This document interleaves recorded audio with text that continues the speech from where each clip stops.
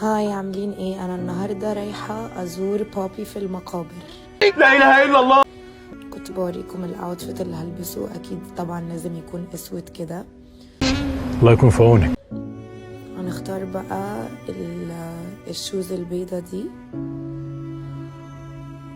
بقول لك ايه، ما تروحي تغيري اللبس الكاجوال دوت وتلبسي فستان سواريه حلو كده. فالمهم هنا لبسنا كده، وهناخد النضاره لان انا كنت نازله الصبح جدا. كفايه كفايه كفايه. يلا نجهز عشان رايحة عزا. انا مش فاضيلك مش فاضيلك. هنلبس كله اسود في اسود. ده اليوم المهبب ده. هلبس فوقيها التيشيرت ده، بس انا بحب البسه بالمقلوب كده. انت هابله صح؟ لا انا عاقله جدا. وهنختار الكوت مع بعض، ده او ده.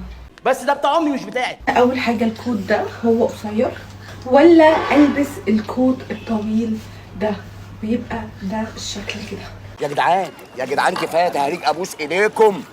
كله اسود في اسود، بس الغريب انه اسود درجات. حلو. لا حلو، اعترف. لا حلو. هنحط ميك اب نو ميك اب. بتهزري؟ اللي توفى ده بابا صاحبتي وكان غالي عليا جدا، فانا طبعا هعيط كتير هناك. مال انا ومال الكلام ده؟ مال انا؟ حاجات خفيفة جدا مش ظاهرة خالص، فاهمين؟ بأمارة ايه ها؟ وقليل من الجولري، قليل جدا. ايه رايك يا باسم؟ حسبي الله ونعم الوكيل. مش هكتر قوي في الخواتم. هلبس ده وده والدبلة دي بس بلبسها هنا، اوكي، وهلبس ده هنا وده هنا.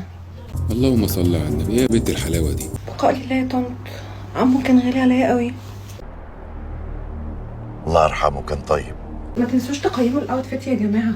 اللي انت لابساه ده وحش قوي، ده غير هيئتك كأنثى. الجيبه المستفزه دي عامله لي بطن والله، وانا ما عنديش بطن، هي مكبره بطني قوي. ده على اساس بقى انك عروسه جديده مش مخلفه 3 عيال قبل كده. وبعدين عايزه اقول لكم حاجه، الشراب متبطن يا جماعه من جوه، فبيديك ايحاء ان دي رجلي وده مش حقيقي. ما خدتش بالي. ما خدتش بالك ايه؟ والنضاره اللي في وشك دي بتهبب ايه؟ حسيت شكل الطرحه كده احلى بكتير قوي، وحسيت لما اقفله هيبقى برضو الشكل احلى بكتير قوي. انت كمان اتدورتي قوي. بقاء لله يا طنط، ربنا يجعلها اخر الاحزان. بجد المرحوم كان غالي عليا قوي. ما كفايه افوره بقى.